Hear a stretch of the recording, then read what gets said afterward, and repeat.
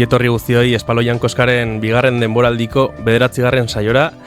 Gaurko saioan 70. hamarkadako roka hitz egingo dugu. Baina ez hori bakarrik, garaiko giroa zein zen, musika nola grabatzen zuten eta zuzenekoak nola ziren jakiteko, garaiko bi protagonista ekarri ditugu Irrintzidorreko gailurrera. Eta horretaz gain, irratsaio honen izenaren arrazoietako bat dira, ondoan ditudan bi artista hauek, beraz mila esker etortzagatik Alfonso Gillo eta Gabi Agirre Gomez Korta. Mila esker zuei. Koska taldeko ahots eta basua, Alfonso eta Gabi gitarrista. Zer moduz? Ondo. Elgoi barretik ongi etorri zarete? Bai, gustora, jara. Zuekin harremanetan jarri nintzenean, enekien, edo behintzat ez nuen hori buruan, baino Alfonso zuk esan zenidan, lehenengo diska horren, Koska diskaren 50. urte urrena betetzen dela urten. Bai, 76an argitaratu zelako. Hori da, beraz, aitzaki ezin hobea hemen Euskal Herria Irratian zuei elkarrizketatzeko. Gustora. Zuen diska, okerezpa nago, hori esan dugun bezala, 50 urte betetzen ditu, eta esan daiteke Euskal Herriko lehenetariko rock taldea izan zinetela zuek, ezta? Bueno, bai. Batzuetan, esaten da, hau izan zan lehena, edo neu izan nintzen lehena, eta bueno, nik uste dut giro sozial bat egon zala, eta giro sozial horren barruan, sartzen zen baita rock musika ere bai, rock musika berria zen, eta etzan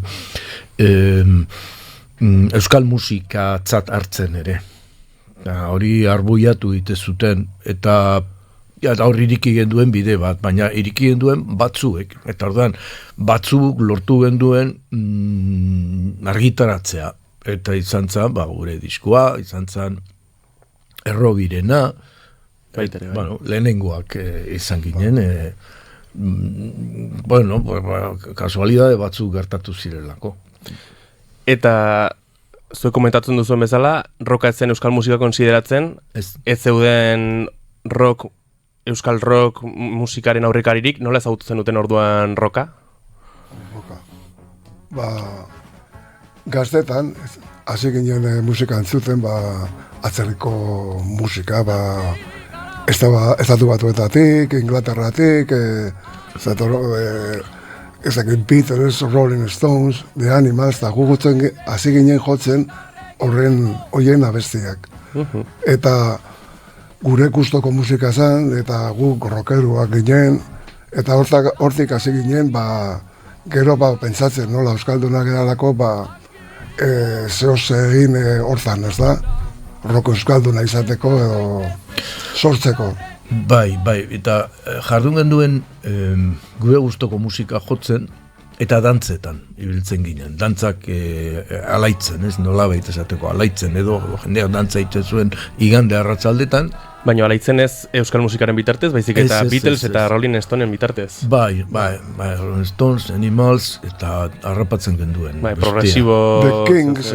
Ez lehenao progresiboa baino, progresiboan izango zen, erbestian, baina gauza... 70. hamarkadako musika orduan, ez? Baina ze gertatzen da gauzak askoz beranduago iristen zirela, Bai, eta nola, zeren bitartez ezagutu zenuten, viniloak iritsi zitzaizkizuelako, edo... Irratia. Asko irratia.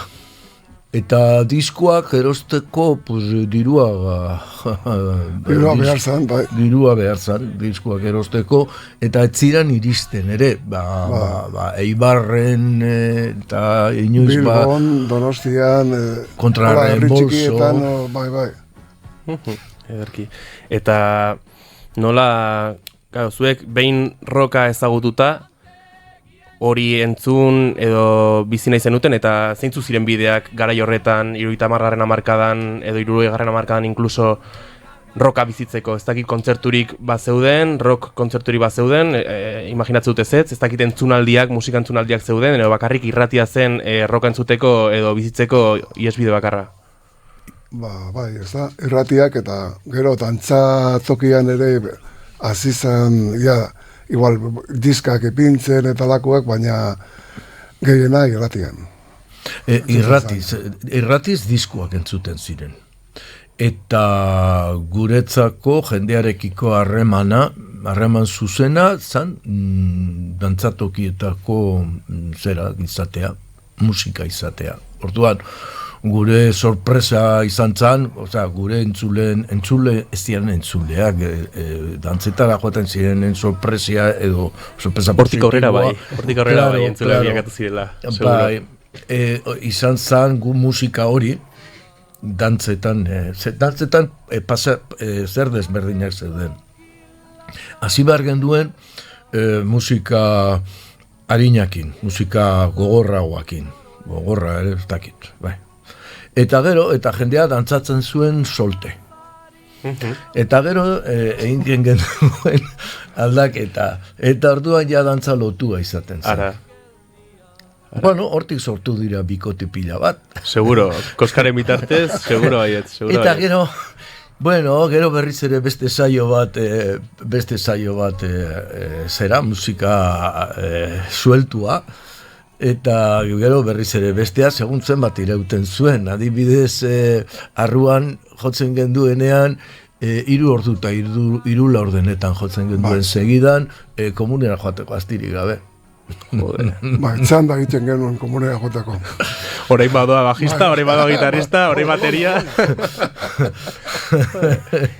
Eta garaian, rokaz aparte, zuek Euskal Herrian egiten zen musikaren zaleak zineten, edo...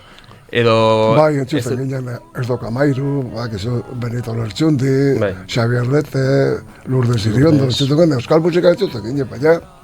Zerbait gehiago rokerua ginen orduan, Eta gero trikitrisa, beti entzun izan dana, jaietan hori ezin izan zuten moztu, ziarro, eta ez doka mairu, saltzen zian, altzuten bezala, katokunbetatik, bezala. Bai, eta zuen garaia justo, hoi aurrera hoitzen du, baina kointzitzen du, igual ez doka mairuren amaiera, eta 80. hamarkadako euskal musikaren tartean existitu zineten, beraz, garai berezia euskeraz roka egiteko justo ez doka mairu eta euskal rock radikalaren tartean, baina hori aurrera hoitzen du, guazen Igor musika pixkatxo bat igotzera, baserriak entzutera hori da. Laguntza behar izaten du laborantzak ere bai eratu beharra dago laguntza eta puntza da ala ere uniote da prezioetan zuzenera doazen erabakia teknikari onenez babesik handienez urdinaz dugu janai babateiki hartumea la la la la la la la la la la jarraituko dugu Koskaren Koska LP-arekin 1976an argitaratutakoa. Ordurako denek bazenekiten euskeraz 76erako? Zuk Gabi bai, ez? Okerezpan hau? Bai, baina egon nintzen hor, denbora hartan, etxean nire familia beti euskera egiten zuen, baina kalian, kuadrian tartian oso gutxi egiten genuen, erdera dana. Eta zuk, Alfonso? Ni magisteritza egiten nahi nintzen, da ezagun batzuek konbentzitu edo esan zidaten, magisteritza ikasten ari bazea interesgarri izango litzateke, Elgoibarko ikastolara joatea, eta euskeraz ikastea, eta ikasiko zenduk, eta urte betian jarri nintzen ikastolan.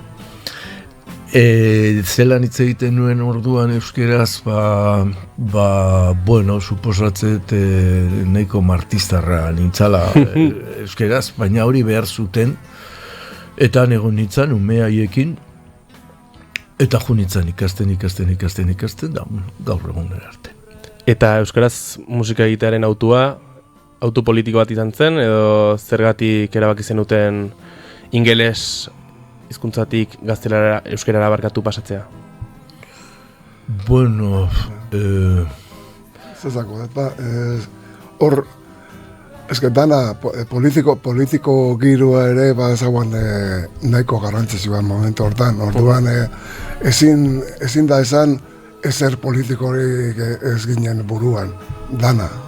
Eske zan momentu oso garrantzitsua eta orduan frankismo amaiera eta, bueno, gauzak aldatzen ari zian, pixka bat, ez asko, baina... Baina inorketzekien frankismoa amaitzen ari zanik, noiz amaituko zan ere, ez da amaituko zanik ere, gaur egun ere ez dakipaz, dagoen, esan nahi dut, claro, politikoa izan zen, ala etzan politikoa, guk zeraren kontra, oztopuen gainetik, euskeraz kantatzea erabaki genduen.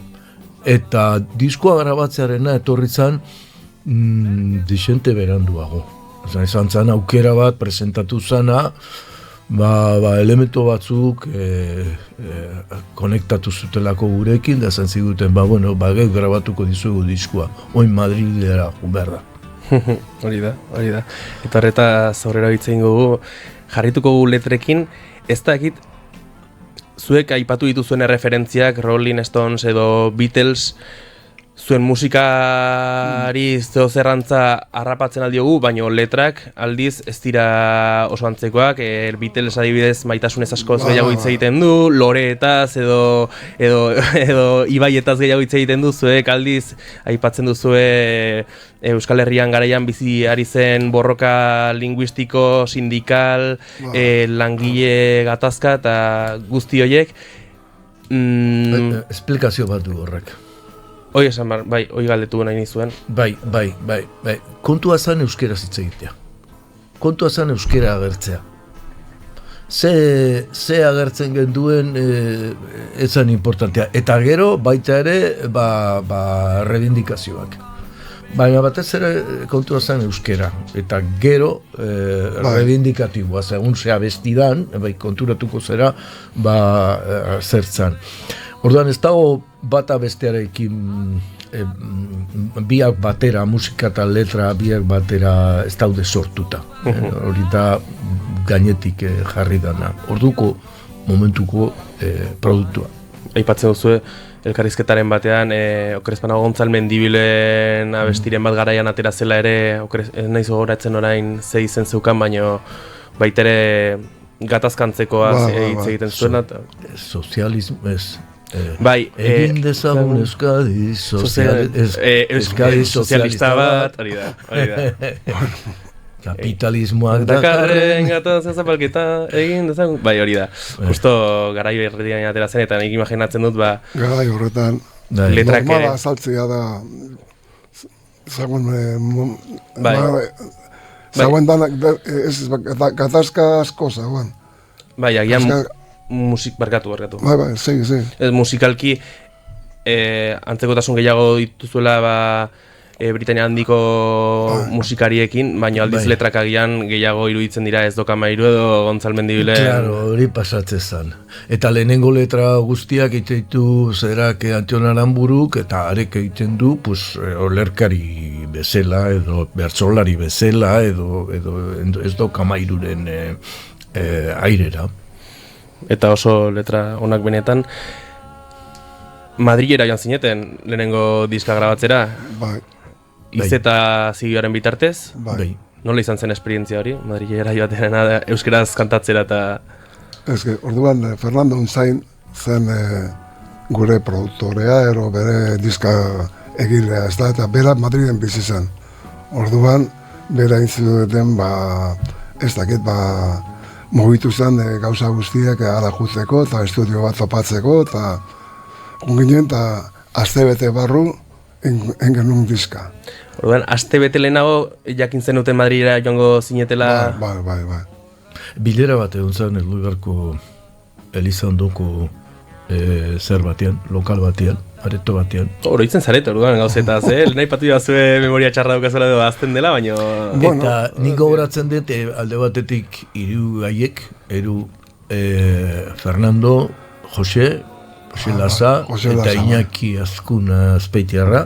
Jose Laza zen enduitxakoa, hau da, Itziarren gurukoa, eta Fernando Goierritarra. Eta gero ongo zan Ales, gure promotoria edo gure nire lengusua. Eta manaierra deitzen genion gu, eta gu biok ziur egongo ginen, eta ez dakitanak egongo ginen ala espilera ingen duen, eta etzan ziguten bai, prest zeudela. Eta gu prestatuko ginen da, urte pila bat genera matzan jotzen, da abesti pila bat dauzkago, eta gero ni ohartu naiz grabaketa batzu dauzkadalako, eta ohartu naiz, pues, bueno, gero diskoan azalduko ziren abestiak, igual 4 urte lehenago eta jotzen da ibili ginela, adibidez hau, entzuten dena atzean. Eta bueno, preparatu genituen, astebetian preparatu genduen, eta gero lanetan baimenak eskatu, nik oporran euska, irakaslea nitzelako, eta denak Madrilera junda. Eta izeta egin zen gastu guztien kargu edo nola izan zen hori? Bai. Grabaketa zuek ordin zenuten edo... Grabaketa beraiek. Bai, oizen galdera gehien bat, bale. Jode. Eta hor euskeraz kantatzera eta bertako grabatzen zegoena Fernando zen edo... Fernando laguntzen baina... Estudioan beste norbait zegoen euskeraz ezekiena. Ingeniero bat, ez dakit nola zen, ingenieroa izena, nik ere naiz gogoratzen ja. Rexon estudioak. Berez ez ziren musikarako estudioak. Beste gauza batean espezialduak. Talde hau, Fernandoren talde hau zen, talde mugimendu politiko batekoak ziren. Eta orduan, beren motiboa zen, pues, gurea bezalako ekimenak bultzatzea. Nik uste hori horretxegatik mugitzen zirela. Eta eskerrak. Gauzak ez dira ertetzen. Ezerezetik. Normalean ertetzen dira zera dauelako. Borondate bat. Ekimen bat, borondate bat, eta sakrifikatu nahi bat. Sakrifikatu ez da gititza da, baina bueno, norberak sinisten dituelako gauza batzuk ez da.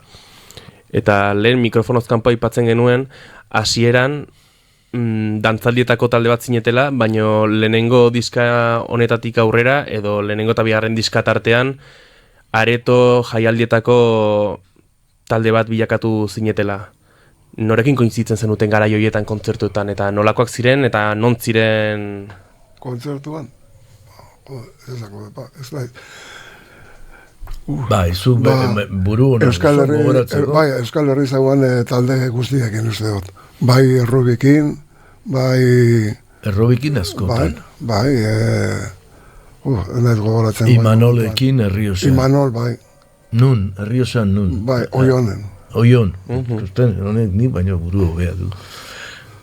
Ez dakit, guai momentu ezagutu, lehen itzegin dugu Izuka, Ibarkoak. Eta Indar Trabez, itoiz baino lehenago zagoan taldea. Indar Trabezekin baitere. Bai, Indar Trabezekin eta Enborrekin Enbor Bizkaitarrak, bai. Basauriko zinema sozialean egin zan jaialdi batzuentzat gogongarria. Ez Okamairuko kideren batekin igual itere, ez da? Benitorekin egun ez jotzen, ez dakit zenbat aldiz, baten edo. Ja. Eta nolakoak ziren kontzertu horiek? Nola jasotzen zuen jendeak, zuen abesti propio horiek, rock hori? Bueno. Irratian, okerezpanago, irratian entzun izan delako Koskaren singelen bat, ez? Entzun omen? Single? Garraztasuna adibidez, irratian jartzen zen otaloen antzera baitere, imaginatze dut hori Euskal Herrian entzuna izan zela, eta jendea zuen kontzertutara hurbildu izan zela. A ber, jendeak ezagutzen dituen, gogoratzen dut Gernikako institutuan musika jotzen egon ginenean, koska bezala da disko atera berria ere bai, eta gogoratzen dut jendea oso zututa zegoela momentu hartako arrakastatxua zalako. Zen edet olako zer bat egon zan. Nik uste dut momentua izan zan, danei gertatzen zaiena, arrakasta. Eta hori egon zan, eta hortik ibili ginen, hemendik eta handik eta bete egiten genituen lekuak. Ez geu bakarrik, normalen kartelak ziren baino gehiagokoak, baina jende asko etortzen zan, eta ondo. Eta ze motatako kontzertuak ziren oroitzen bazarete, aldarrikapenen bateko aldeko kontzertuak, elkartan son jaialdiak ziren, edo... Danetik. Batzutan igual, ez dakit, nola esaten zen laguntazun kontzertuak hola ditzen zen para ez dakit zertarako... Zerbaiten alde. Zerbaiten alde, hori da. Askotan, eta ia joko genduken zerbaiten alde, eta... Ikasolaren alde, ez dakit zer alde... Guztiaren alde eta zerren kontra. Ongi da hori, ongi da. Beste giro bat zan, oso orokortua da, eta dena mugitzen zan, oso berotuta zeuden dena. Egiten zen musika bakarra, esplizituki politikoa zen gara jortan, ez da? Hemen bai. Eta euskeraz bai. Euskeraz bai, kenduta bat edo beste eta zai justizia egin. Egon ziran astapenetan, 60 hamarkadan Estitxu Robles bezalako kantaria zeharo aztu direnak. Edo kantu batzuk Patxi Handion, Xavier Madina, eta harina ziran ez ziran errebindikatiboak, baina bai ari ziran euskera normalizatzen. Eta hori, olakoa tremendistak eralako eta gustatzen zaizgulako gauzak izatea estremuak, ez gera fijatzen detalle horietan, baina hori ere baloratu behar da. Eta 76, 79 tarte horretan izan zen kontzertu gehien eman zen dituzten urteak? Bai. Izango zen, bai. Tarte horretan izango zen, bai. Gero 79an iritsi zelako bihozkadak? Bai. Xoxoarekin argitaratuta. Bi berrikuntza egon ziren alde batetik aldatu zenuten izeta xoxoak engatik? Bai. Eta Madril Loitzuneren gatik? Bai, Donibana Loitzune, bai. Hortan grabatu zenuten Jan Fokasekin? Bai, ja. Bere etxean. Nola izan ziren bi aldaketa horiek eta zergatik eman ziren aldibidez zigilu aldaketa hori eta produktore aldaketa hori? Bueno, ez dakit idearik onena izan zan, orain nik pentsatzen edana, momentu honetan. Baina xoxoa indarra handiko disketxea zetorren, eta Jaime Jarritu, ni miresten nuen, harreman oso ona neukan berarekin, ezagun asko geunden mundu hartan. Zirkuluak ziran, zirkulo geto ez, baina geto handi bat bai. Eta, bueno, esango nuke iruditu nire partetik behintzat, iruditu zitzaidala han zer hobeagoa izango genduela. Etorkizun hobea izango genduela. Eta, bueno, haiekin aritu ginen, diskoaren azala Zabaletakin, ez nahiz gobratzen izena, Xavier Zabaleta uste zala. Luis Mari Zubeaurrek ere. Bai, eta Luis Mari Zubeaurre Goibertarrakin egin genduen, oso artistikoa. Musikalki izan zen oso landua, danon artean oso pentsatua, baina ez ginen konturatu etzala komertziala. Hori berando konturatu zineten ez? Oina esaten dizut, oraingo oraingo pentsamendu da ikuspegitik ez zala komertziala. Eta orduan momentu hartan zetorren beste olatu bat. Claro, pues, beste olatu bat. Eta bueno, olatu horrek irintzi ingintuen. Nola esango nukenik hor geratu ginean, orduan guk egin genduen beste auto bat. Eta pasau ginean beste dantzetan eta jotzera. Bai, garai hortan egia da, nik esango nuke koska LPA, 76koa poperoagoa dela 79koa baino, 79an nabaritzen delako konplexutasun gehiago progresiborako bide bat. Bai. Beste trebetasun bat instrumentuarekin eta egituraldetik ere zer konplexoagoa lehenengo honetan aurkitzen ditu galako adibidez Otaloen antzera edo Garraztasuna bezalako bestiak egitura popera dituzela. Bai. Naiz eta honetan ere entzuten ari garen abestia edo besteren bat ere badute egitura berezia. Bizitzaren poema. Bizitzaren poema bat dita hiru badute ere konplexutasun desente, baino batez ere hori sendotu zenuten bihozkadarekin, ez?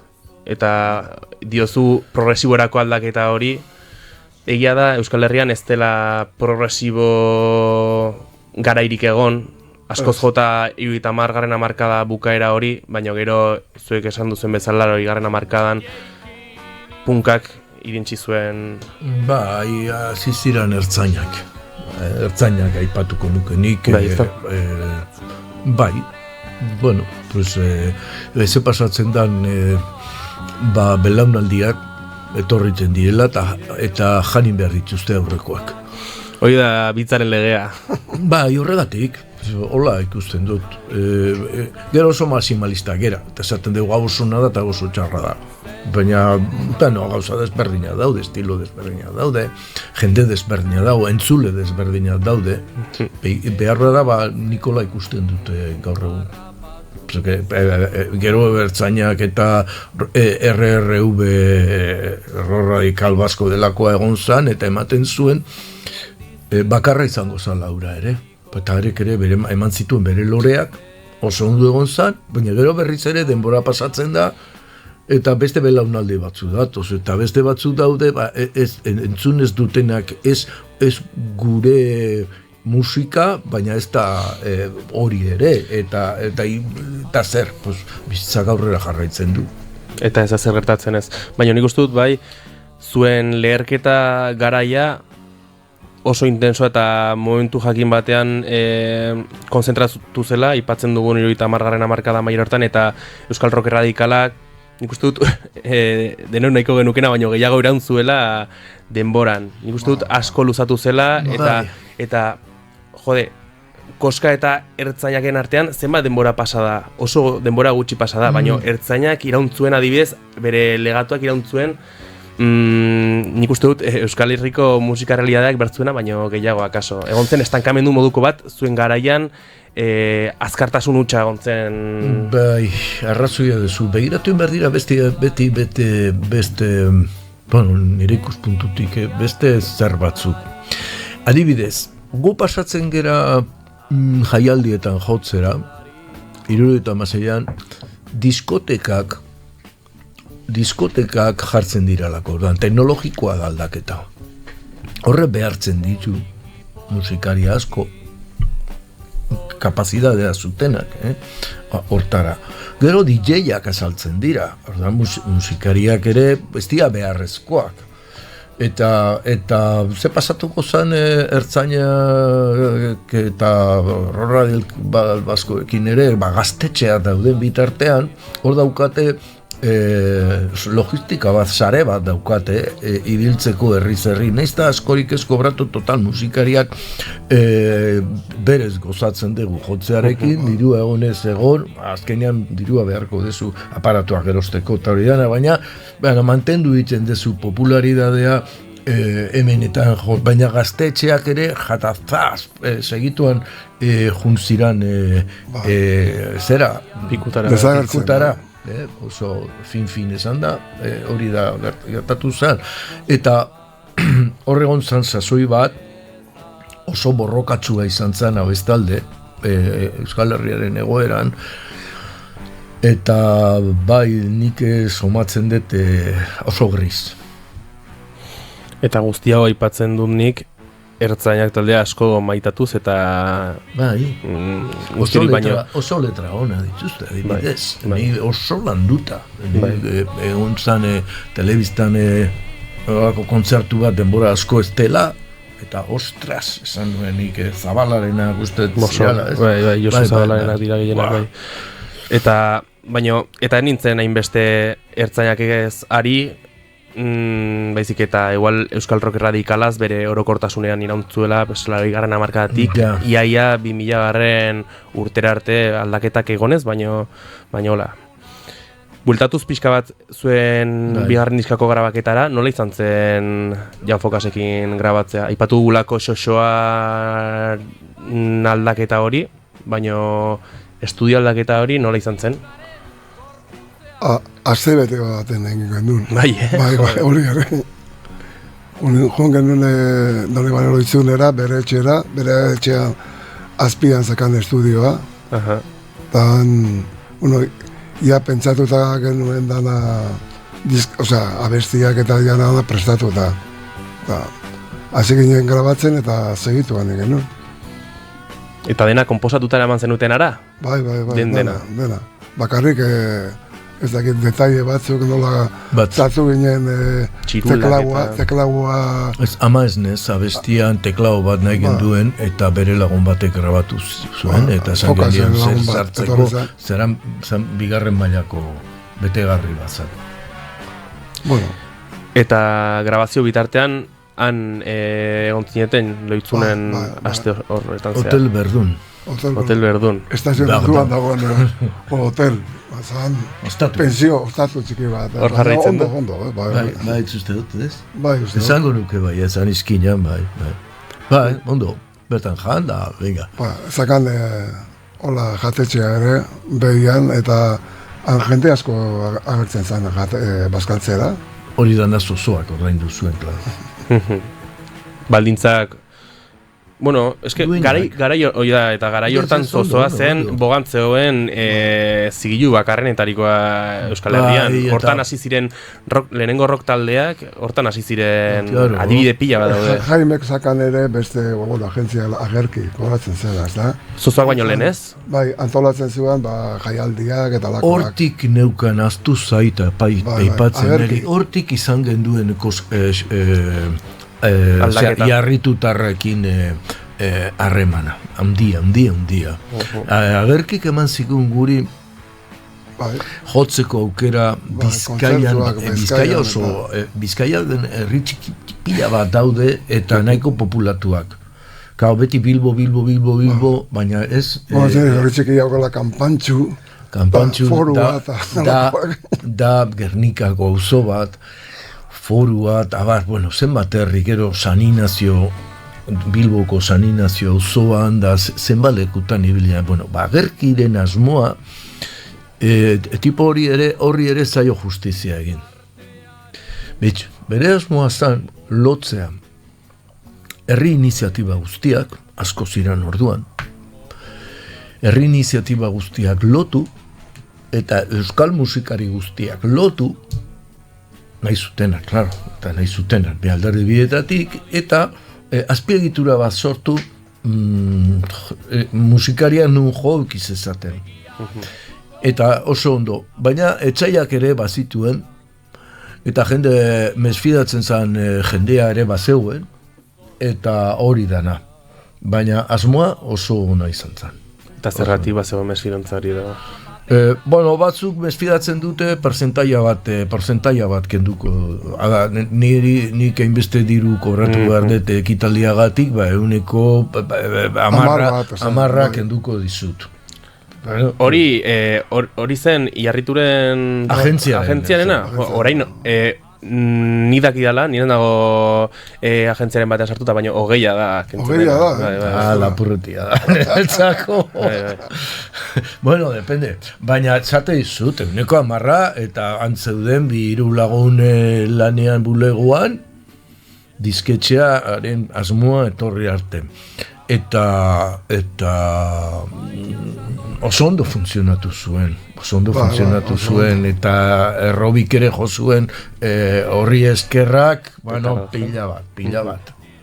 Itoiz lehenengo ere eta itoiz ere bai, itoizen soporte euskarri handi bat izan zen sosoa.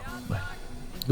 Eta beren kalidadea, Baitere, dudiga bere. Claro, ematen du bai, dena dala eta ez.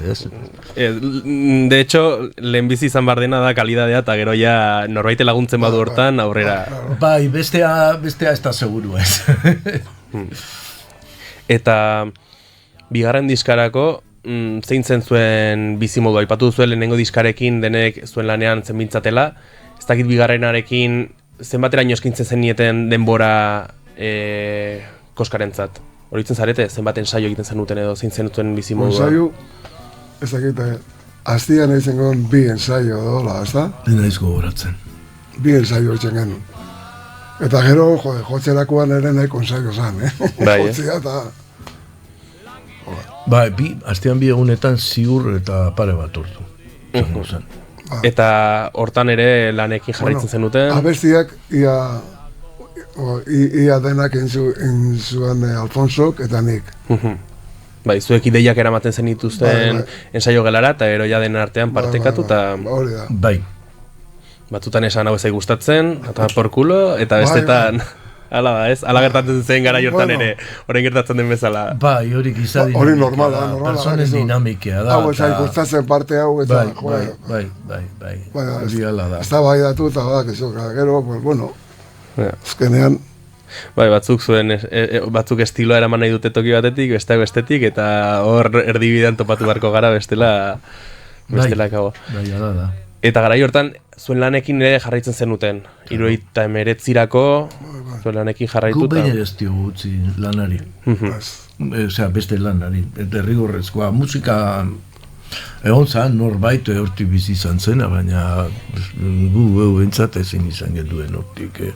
Bakoitzak ere zera familiak eta historia genduzka. Eta lehen aipatu dugu, lehenengo diskarekin jaialdietan jotzen hasi zinetela eta guzti, eta bigarren diskarekin eta Euskal Rock Erradikalaren olatu erraldoi horrekin bueltatu zineten hasierako dantzaldietara edo... Gertatzen da ja ez ziren igualak. Dantzaldiak ez ziren igualak? Ja ez zeuden, Herriko jaizetan eta alako... Berbenetan, ekimen sozialeko berbenetan da horrela.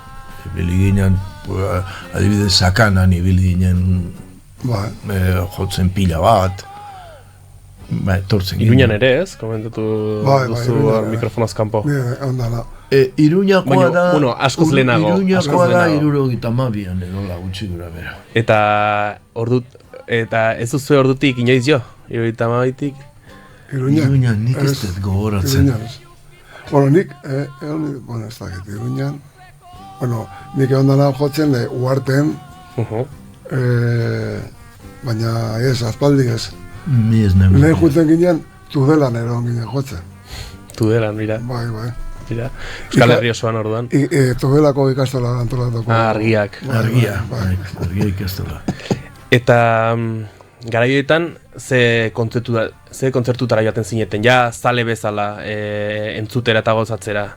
80. hamarkadan zen gustatzen zitzaizuena? Hor, 70 amaiera 80 hasiera. Donostia nola hartzen zen kontzertu... Jazaldian eta kontzertu beharrak, eta... Ez dakit, danetik. Bat aipatzekotan nik gogoratzen dut Donostian ikusi genduela hartakitze urtetan izan zen King Crimson. Joder, King Crimson, flipantea. Eta... Koloseun, ere? Ez, baina lehenago King Crimson zeinekin zegoen. Ez dakit zeintzu ziren teloneroak. Ez, nola da Brian Ferry, Roxy Music. Biak alkarrekin kontzertu batean. Nik bigarren horiek ez ditut ezagutzen. Roxy Music ez? Ez. Bueno, soul moduko pop dotore bat egiten dute. Baina soul sustraiak. Parean Ferri da abestelaria. Ara, bale. Eta Colosseum John Heisman zeneko bateria. Ikusi duan, bigarren aldiz, etorri zen gitarrista nola dago,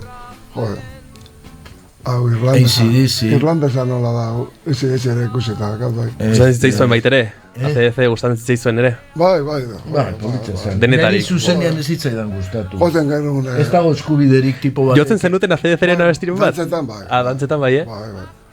You shook me all night long. Bai, Jode, eta Euskal Herriko taldeak gustatzen zaizkizuen? Aipatu duzuelako lehen bai, ez doka mairu entzuten genuen, eta gustatzen zaigun urrengo belaunaldia gustatzen zaizuen? Gustatu bai, claro. Eta joaten zineten haien kontzertutera tabla edo... Ez. Ez sobera? Ez. Ez, bara. Curioso. Eta...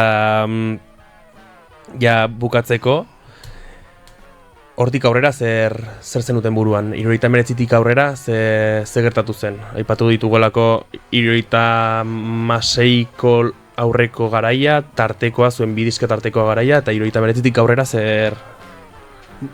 Nik urte batzuetan egon ginen jotzen berbenetan eta holakotan. Eta nik Alfonso irten izan da taldetik. 85ean, ez da? 85ean irten izan ni. Eta ni segitu nuan beste jentekin, eta ez dakizen bat urte. Gero, Zafuritzen beste talde baten ere, country music jotzen, gero, ez da, momentu honetan, dakat beste talde bat rock basikoa, bajo gitarra bateria, Shoot du izena. Shoot, nola jazten da? X-U-T, Shoot. Eta Alfonsorekin ere jotzen dut, biogakarri jotzen dugu batzutan. Gero Alfonso daka esango dizu berak. Bai, igual urruti jungera. Momentu hartan, 85ean ni hasi nintzen, laganuen Koskaren proiektua momentu hartan sormen aldetik amaitzuta zegoen. Bai, ja zenuten konposatzen? Ez, abenduaren 31an urteko azken egunean. Arrasaten doble zerokin esaten dutze, haiek ziren punk, kagorrak arrasaten kriston girua zegoen alde hortatik, ona batetik eta txarra Algoibarren bezala bestetik. Eta, ni hor geratzen naiz, eta hasi nintzen musikak egiten etxean, zeakin ordenadore bat giratzen dut, eta musika, giroko musikak, eta holako gauzak egiten, sintetizadore batzuk, eta lortzen ditut, eta hori egiten egon nintzen. Gero, 2018an deitu zidaten ezagun batzuk, 60 hamarkadako lagun batzuk, beren 50 bagarren disku, urte horreneko diskua nia bajoa joko nuen da. Bajoa nintzen, gero bereekin geratu nintzen, giroagatik eta hori dena. Eta gero nire proiektu bat egin nuen. Eta proiektu horren lehenengo diskua 2024ean. Atera dut. Algilo eta alkimistak, eta horretan nabil, musika egiten, eta, normalean gutxitan ez geralako ezagunak ere. Eta gainera, 70 urte pasako jendea etzaiolako begira jartzen,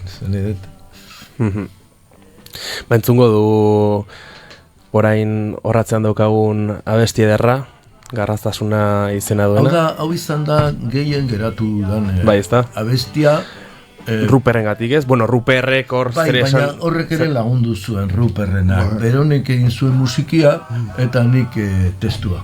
Hori da, zuk eraman zenuen ensaio gelara gitarra gutxi gara bera egina ez? Eta zuk ahotsa jarri zenio. Eta esplikazioa dauka. Abesti hori ipin izan hor, zen eta dana Azkena. zen letra nahiko oso gogorrak eta horrela, eta orduan esplikatzen da, hain letra gogorrak dira, baina bizitza hola da. Hortik atea. Eta hola da bestia, garraztasuna. Kilkirraren ozaren zain gaudela, elur guztia gure egada eta argia urruti dela. Kanta garratz mikatza haizeak daramana, noiz aldenduko zara. Eta orain, Gabi Alfonso, zuen baimenarekin, bueltatuko naiz pixka denboran atzera, aipatu dizu dalako, baina ez du dalako gehiagi sakondu gaian, ze izan zen Loitzune Jan Fokasekin grabatzea, nola izan zen grabaketa hori? Aste horretako grabaketa. Gustora egon zineten berarekin grabatzen, ze jarrera zuen edo Bai, mitikoa delako. Bai, oso gustora, berakin. Ezagutzen genuna lehendik, baina bera oso atsegina da, eta gainera musikaz asko daki bera. Grabaketetan, eta nola sartu amabizokako gitarra, hemendik eta bestia, eta bera bazakien nola ondo egin lan hori. Alfonso? Bai, ni olako grabaketetan oso urduri jarri zan naiz beti. Oso urduri. Nire. Eta, pues bueno, gaur egun tranquila hartzitut gauza, baina kostatu izan zait zera hori menderatzea, eta orduan, pues, bai, jakinduria altua, bai. Nik uste dut Madrilen zala bestera batera grabatzen zala, nik uste dut beste eginkizun batzuk egiten zituztela haiek estudio hartan, baina hau zan musikari batekin egotea, etzan tekniko batekin, ari ginen musikari batekin ere, bai, teknikari musikari batekin. Nik uste dut bere izgarria hori izan zala, eta bere zerak zeuzkan, bere trukoak zeuzkan ondo geratzeko gauzak eta bar, eta nik uste diskoaren soinua ere diferentea dela horregatik. Propositiboa zen orduan, bera. Ederki. Guztionekin agurtuko zaituztet, plazerra izan da... Baitza guretzak. Guretzako bai. Ez dizu galdetu zer egingo duzuen 50. urteurrenaren gatik, baina hori ja zuek pentsatu zazuen etxean, oraindik otsailan gaude. Vale. Oraindik otsailan gaude, baituzue 9 hilabete, Bai. zeo zer pentsatzeko. Gainera diska urte amaieran atera zen ez? Okerez banago? Ez uztailean. Uztailan? Bueno, oraindik baduzu denbora. Grabatu bai, baina atera pizkate garotxua. Ezke, ni gogoratzen naiz Amaginarrenean etxean nengoela. Eta Loiola herri irratia, taka, pinita zegoen. Eta gure diskoa entzuten ari zan, eta gero ta aitarik ez dut ama hiltzen ari, beste rockero batzuk. Bira. Horregatik, baina koinziditzen du eskondu nintzen zerarekin, 23an eskondu nintzen, uztailean 23 bat. Jode, eta kointzitu zuen grabaketa? Ezin dut gogoratu gehiagi, grabaketa lehenago, claro. Ostailan grabaketa horregatik, baina gero diskatera uste dut auskalo, igual urrian ez, baina hortzek, egon zan, badakizu matrizaje, ez ez dakiz zer. Orduan, urrira arte baduzu denbora, zeu zer pentsatzeko, bale? Bikote? Bale, eskerrik asko. Eskerrik asko. Mi esker Alfonso eta Gabi, placer bat. Oso ondo. Eta mi esker zuri ere Igor, placer bat, eta mi esker entzule guztiei onaino iristadatik, eta bueltatuko gara bi aste barru, auskalo norekin. Hala, ondo izan. Ondo izan, bai. Aio. Ondo izan.